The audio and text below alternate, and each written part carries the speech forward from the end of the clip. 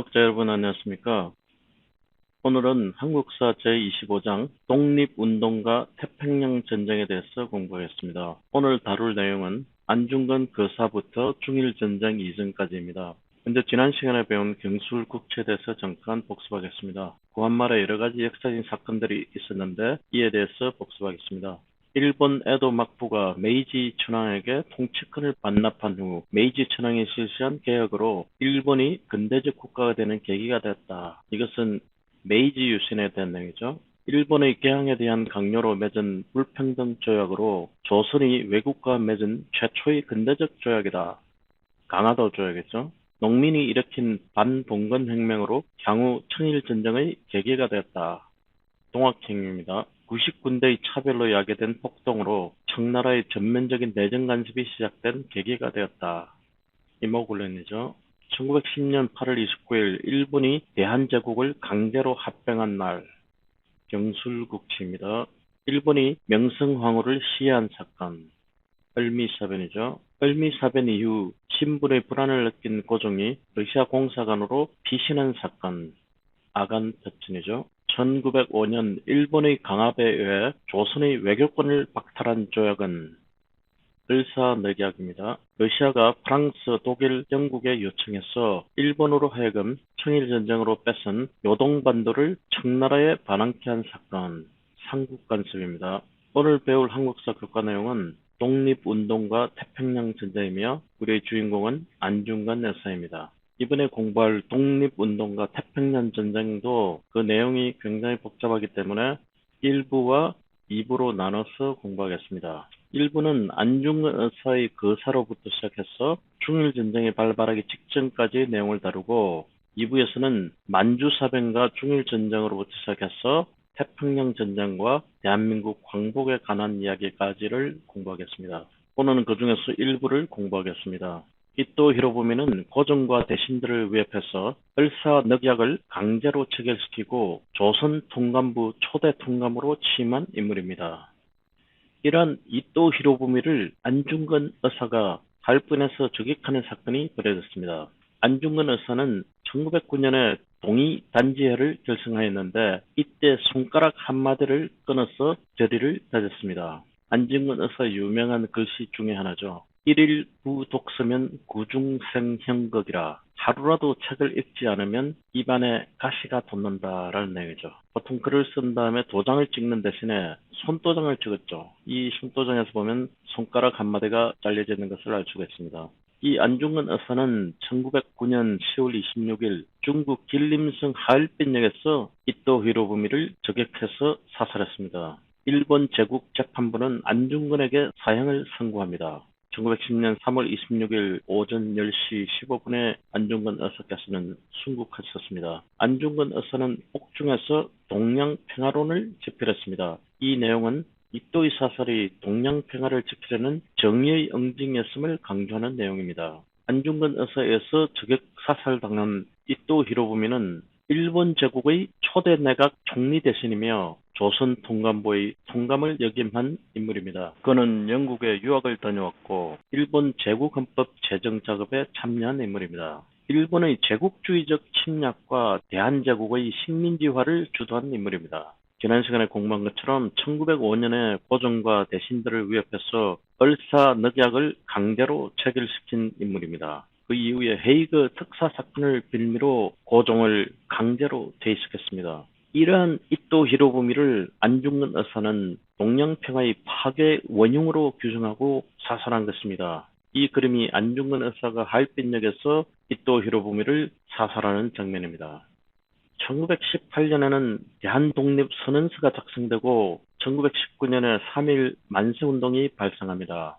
3.1운동은 1919년 3월 1일 한반도 전역에 봉기한 독립만세운동입니다. 한일병합조약의 무효와 한국의 독립을 선언한 비폭력 만세운동이었으며 집회인 수가 106만여 명에 달하고 그중에 사망자가 7,509명, 구속된 자가 4만 7천여 명에 달했습니다. 이 3.1 운동은 비미독립선언서에 서명한 민족대표 33인이 주도했습니다. 이 33인은 천도교, 기독교, 불교의 대표들이었습니다. 이들은 서울 태화강과 탑골공원에서 독립선언서를 낭독했습니다. 그 이후에 천안 아우네 장터에서 시작되어 불과 수개월 만에 전국으로 그 운동이 퍼져나갔습니다. 일본과 연해주 등 해외에서도 이 운동이 벌어져 1년여 동안이나 지속되었습니다. 3월 1일부터 4월 30일까지 60일 동안 1214회의 만세운동이 벌어졌다고 합니다. 민족 대표 33인이 작성한 기미독립선언서에 대해서 잠깐 알아보겠습니다. 이것이 바로 3.1 독립선언서입니다.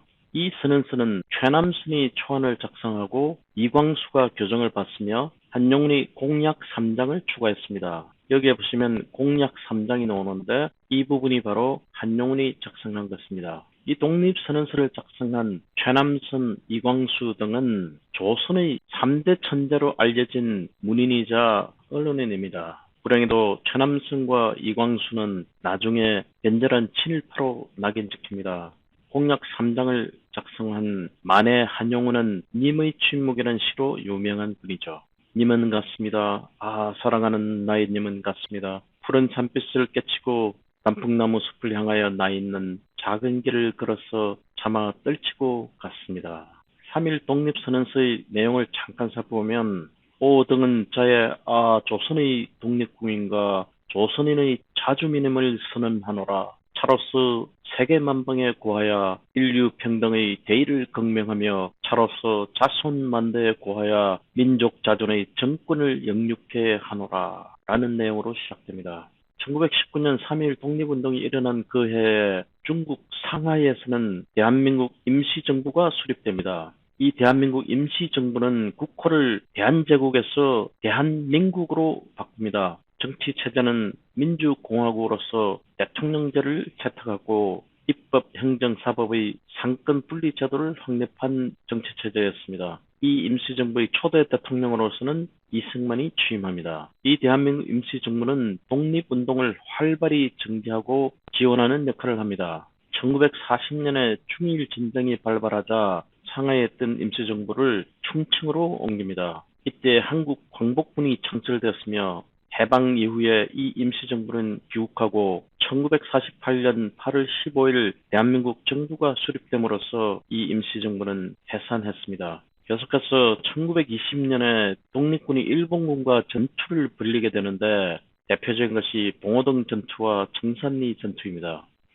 봉오동 전투는 1920년에 홍범도 장군이 이끄는 한국 독립연합부대가 일본군과 교전해서 일본군 157명을 사살한 전투입니다. 최근에 봉오동 전투라는 영화가 나왔는데 이 전투를 영화화한 것입니다. 이때 일본은 독립군의 전력을 재평가하고 대토벌에 나서게 됩니다. 같은 해 청산리 대첩이 발발하는데 김자진 장군과 홍범도 장군이 이끄는 한국 독립군 연합부대와 일본군이 6일간의 전투 끝에 일본군 1200명을 사살하는 큰 전과를 거둡니다. 이 김자진 장군은 김두한의 아버지로도 알려져 있습니다. 이 청산리 대첩에 대한 보복으로 일본군은 만주, 간도 등지의 민간인들을 무차별 학살했는데 이것을 우리는 경신참변 또는 간도참변이라고 부릅니다. 이에 따라서 만주의 한인 독립군은 해체되고 그 본거지를 러시아로 이동합니다.